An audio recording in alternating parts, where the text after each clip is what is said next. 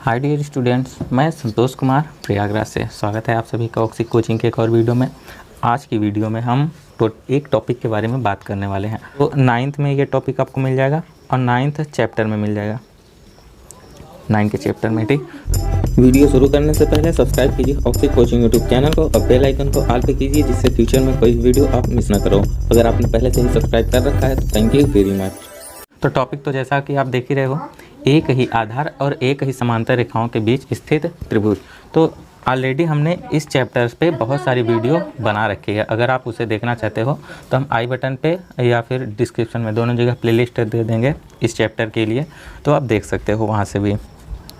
तो देखो, इसमें है एक ही आधार और एक ही समांतर रेखाओं के बीच स्थित त्रिभुज।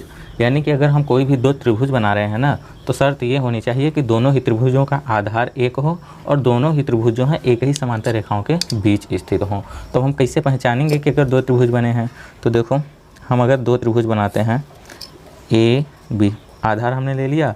अब अगर समांतर रेखा इधर से है, ये समांतर रेखा हमने पहले खींच दी आपको, जिससे कि समझ में आ जाए। एक इधर से त्रिभुज बना लिया और एक इधर से त्रिभुज बना लिया, ठीक है। यानी कि A B C A B D, ठीक है। दो त्रिभुज यहाँ पे आपको दिखाई दे रहे हैं। अब दोनों ही त्रिभुज का आधार देखो, पहले हम दोनों त्रिभुज का नाम लिख लेते हैं। त्रिभुज ए बी सी और दूसरा त्रिभुज क्या है? A B D. त्रिभुज ए बी डी, दोनों ही त्रिभुज का अगर आप ध्यान से देखो, गौर से देखो, तो आधार जो है वो तो सेम है। दोनों का ही आधार क्या है? सेम है। क्या? A B.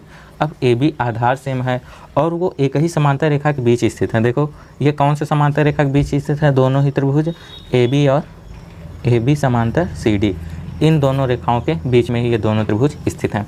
अगर इसका शीर्ष इस रेखा पे ना होकर या तो ऊपर होता है या तो नीचे होता है, किसी भी त्रिभुज का शीर्ष, तो हम इसे यह नहीं कह सकते कि ये एक ही समांतर रेखाओं के बीच स्थित हैं। ठीक है, आई होप कि आप समझ गए होंगे। तो देखो, एक तो इस तरह की आकृति होती है जो कि अब आप आसानी से पहचान लोगे। एक प्रकार की और आकृति होती है, देखो उसे भी हम आपको बता दें। जैसे कि पहले हम एक बड़ा सा त्रिभुज बनाएंगे, ठीक है, ए बी सी।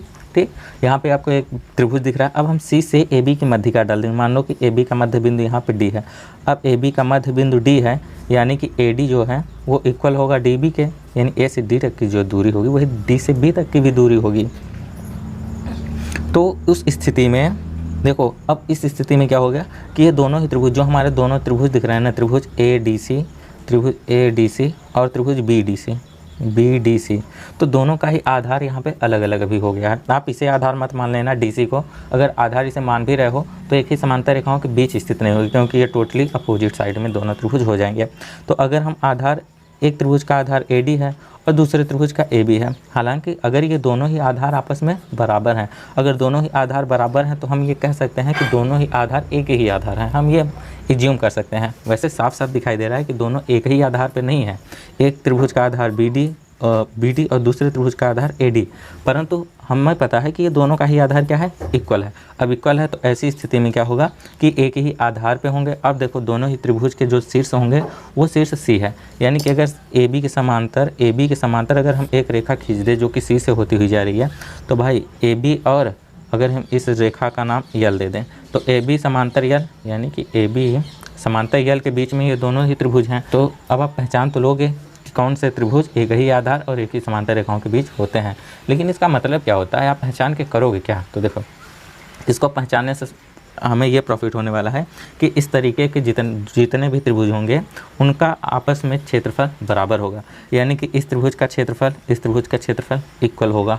उसी तरीके से यहाँ पे देखो, भले ही आधार सेम नहीं है लेकिन आधार बराबर है और दोनों एक ही समांतर रेखाओं के बीच हैं, तो इस त्रिभुज का क्षेत्रफल और इस त्रिभुज का भी क्षेत्रफल बराबर होगा। तो कहने का इस आकृति को अगर आप गौर से देखो तो इसको कहने का मतलब ये हो रहा है कि अगर एक कोई भी त्रिभुज है, अगर उस त्रिभुज के किसी भी शीर्ष से अगर समूह भुजा पर हम मध्यिका डालते हैं, तो मध्यिका डालेंगे ना तो आपको दो त्रिभुज मिलेगा और दोनों ही त्रिभुज एक दूसरे के सर्वांशम तो नहीं कह सकते, लेकिन एक दूसरे के क्षेत्रफल के बराबर होगा। दोनों ही त्रिभुजों का क्षेत्रफल इक्वल होगा। तो आई होप कि आपको सारी बातें डिटेल में पता चल गई होंगी। तो देखो, एक प्रकार की आकृति और बच रही है, तो हम उसे यहाँ पे बता दें। देखो, ये आधार हो गया, देखो, ठीक है।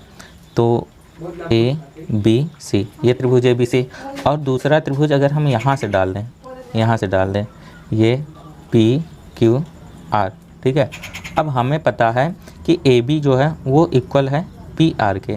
अब ए बी यानी ए से बी तक की जो दूरी है वो दूरी है पी आर के बराबर, और दोनों ही बिंदु शीर्ष जो है एक ही समांतर रेखा पे स्थित है, यानी सी और क्यू एक ही समांतर रेखा पे हैं। तो उस स्थिति में ये जो दोनों त्रिभुज हैं, ये दोनों ही त्रिभुज क्या होंगे, एक ही आधार और एक ही समांतर रेखा के बीच की आकृति कहलाएंगे। और उस स्थिति में क्या होगा, दोनों ही त्रिभुज का क्षेत्रफल आपस में बराबर होगा। तो देखो इस टॉपिक पर आपको दो प्रमेय मिलेंगे, ठीक है। पहला प्रमेय यहाँ पे है, प्रमेय है कि एक ही आधार या बराबर आधार हो। हाँ देखो, प्रमेय में डायरेक्ट लिखा है कि या तो एक ही आधार हो या बराबर आधार हो, ठीक है। उसके बाद और एक ही समांतर रेखाओं के बीच स्थित त्रिभुज क्षेत्रफल में बराबर होते हैं।